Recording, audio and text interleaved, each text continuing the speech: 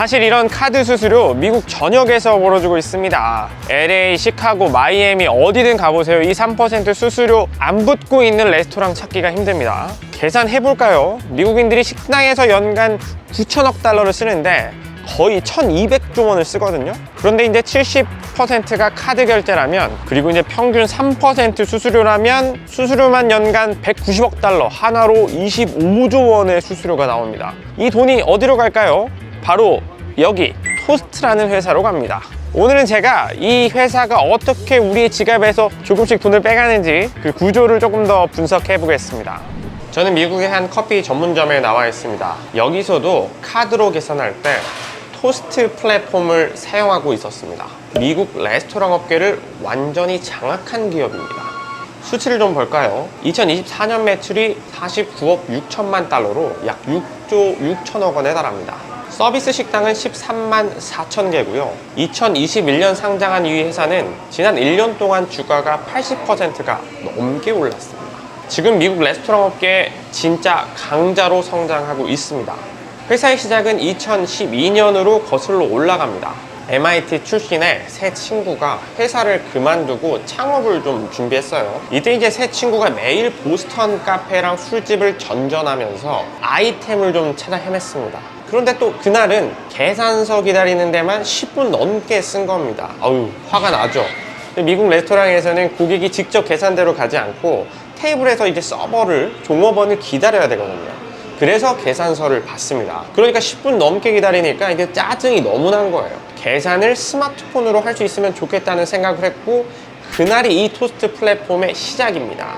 잠깐 여기서 우리가 또 하나 짚어보고 갈게요. 원래 카드 수수료는 좀 어떻게 처리했을까? 전통적인 방식을 좀 생각해 보면 버거가 이제 15달러고 감자튀김이 10달러, 콜라가 5달러, 총 30달러가 나오면 고객은 30달러만 내면 돼요. 근데 식당은 실제로는 29달러 정도 받고 1달러는 카드 수수료로 빠져나갑니다. 하지만 요즘은 좀 달라요. 똑같은 주문인데 영수증을 보면 카드 프로세싱 피라고 해서 3.5에서 4% 정도의 피가 이렇게 명시되어 있습니다. 고객이 30달러가 아니라 31달러 50센트를 내야 되는 거예요. 예전에는 식당이 카드 수수료를 부담을 직접 했고 고객은 이 내용을 전혀 몰랐습니다. 내가 나온 30달러만 내면 되니까요. 그런데 지금은 고객이 카드 수수료를 직접 부담하게 되어 있습니다. 이 영수증에 그냥 이렇게 딱 써 있어요. 토스트의 수익 모델을 보면 조금 영리해요. 두 번 돈을 받습니다. 첫 번째로는 구독료입니다. 식당마다 월 69달러에서 최대 165달러를 받고 있습니다. 그리고 두 번째는 거래 수수료. 카드 결제 한 번에 2.49%에서 또 거기다가 추가로 고정비까지 받습니다. 두 번 돈을 버는 거죠. 그리고 이렇게 외칩니다. 사장님, 카드 수수료 때문에 힘드시죠? 그 돈 우리가 고객에게 직접 전가하도록 할게요. 저희 시스템 쓰시면 고객이 돈 대신 내게 만들어 드립니다. 이렇게 해서 카드 수수료를 고객에게 전가할 수 있도록 해놨어요. 식당 사장님들이 넘어갈 수밖에 없죠. 이익률이 3에서 6%인데 카드 수수료만 3%니까 이거 진짜 너무 큰 거거든요. 이렇게 해서 미국인들의 그 레스토랑 영수증에 카드 수수료 3%가 붙는 겁니다. 토스트의 가장 큰 경쟁자는 스퀘어죠. 시장 점유율로 보면 이제 스퀘어가 28.2%고 토스트가 24.5%라 조금 밀립니다.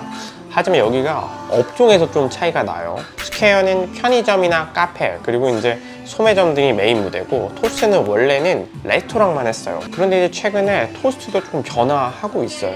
2025년부터 본격적으로 편의점이나 주류 매장, 식료품점으로 토스트 사용처를 확장하기 시작했거든요. 추가 성장 동력 확보, 뭐 이런 차원이라고 보시면 되고, 이제 약 1000개 정도의 소매점이 토스트를 활용하고 있습니다. 계산할 때 얘기예요. 하지만 여전히 토스트의 핵심은 중대형 레스토랑입니다. 테이블 관리부터 주방과의 연동, 팁 분배 등 일반 소매업과는 완전히 다른 레스토랑 특화 기능이 토스트의 특장점이라고 볼 수 있습니다. 미국에서 유행하기 시작한 그 배달 앱들에서도 토스트의 역량이 요즘에는 좀 발휘되고 있거든요. 우버이츠나 도어데이시 같은 배달 앱들은 수수료만으로도 식당에서 한 20%에서 30%를 떼가거든요. 근데 토스트는 우리 온라인 주문 시스템 쓰면 수수료 0%다 이런 광고들을 하고 있습니다. 식당 사장님들 어떨까요? 넘어갈 수밖에 없습니다. 배달앱 수수료가 너무 비싸기 때문에 이 토스트를 쓰면 괜찮다고 하는 거거든요. 토스트 쓰더라도 뭐 구독료는 내야 되니까 그런 식으로 광고를 하고 있는 거죠. 하지만 토스트에게도 큰 문제가 있습니다. 이 바로 수수료 떠넘기기 논란입니다. 지금 미국 전역에서 퍼지고 있거든요. 캘리포니아나 코네티컷 같은 주들은 이미 이 수수료 전가하는 걸 금지를 했고요. 다른 주들도 이 방법 괜찮다 해서 이 규제를 검토하기 시작합니다. 자, 이게 제가 이 토스트 플랫폼이 설치된 매장에서 결제를 하겠습니다.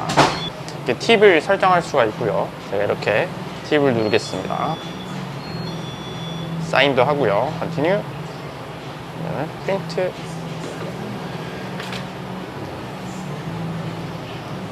토스트 플랫폼을 활용한 매장에서 결제가 완료가 됐습니다. 그러면 우리가 이 투자 관점에서 조금 토스트를 어떻게 봐야 될까요? 강점을 좀 살펴보면 레스토랑 고객이 일단 이탈하기가 정말 어렵습니다. 왜냐하면 POS 시스템을 바꾼다는 건 정말 에너지가 많이 드는 일이거든요. 직원들 다시 교육시켜야 되고 메뉴 다 입력해야 되고 기존 데이터 또 다 옮겨야 됩니다. 게다가 토스트에 쌓인 몇 년치 매출 데이터, 고객 정보 등을 포기해야 되는데 그럴 수가 없죠. 그래서 레스토랑들은 한 번 토스트를 쓰기만 시작하면 평생 고객이 된다고 합니다. 13만 4천 개 식당의 모든 거래를 알고 있다는 점도 특장점입니다.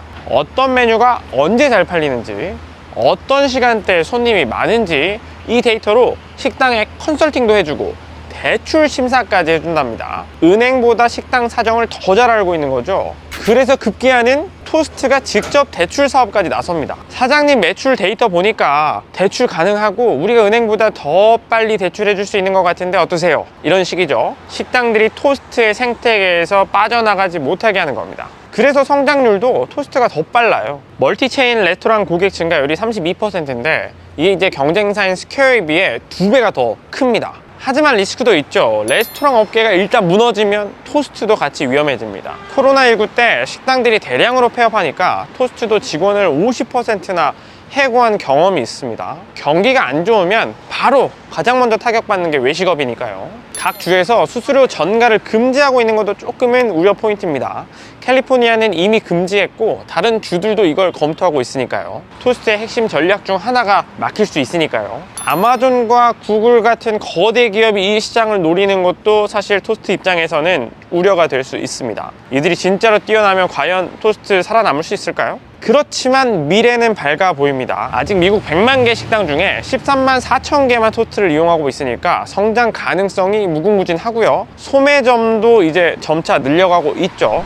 다시 처음 이야기로 좀 돌아가 보죠. 여러분이 이제 뉴욕 식당에서는 그 1달러 54센트 이제는 어디로 갔는지 조금 감이 오시죠? 토스트는 단순한 기술 회사가 아닙니다. 미국 외식업계의 금융 인프라입니다. 모든 카드 결제가 토스트를 거쳐가고 모든 데이터가 토스트에 고스란히 쌓입니다.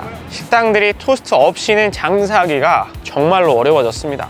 투자 관점에서는 장기적으로 굉장히 매력적으로 보입니다. 다음번에 식당에서 카드 수수료 이 부분을 보시면 토스트 한번 생각해 보시길 바랍니다. 오늘 영상은 여기까지입니다. 매경 월가월부 구독, 좋아요, 댓글까지 부탁드립니다. 저는 다음 주에 또 다른 아이템으로 찾아뵙겠습니다.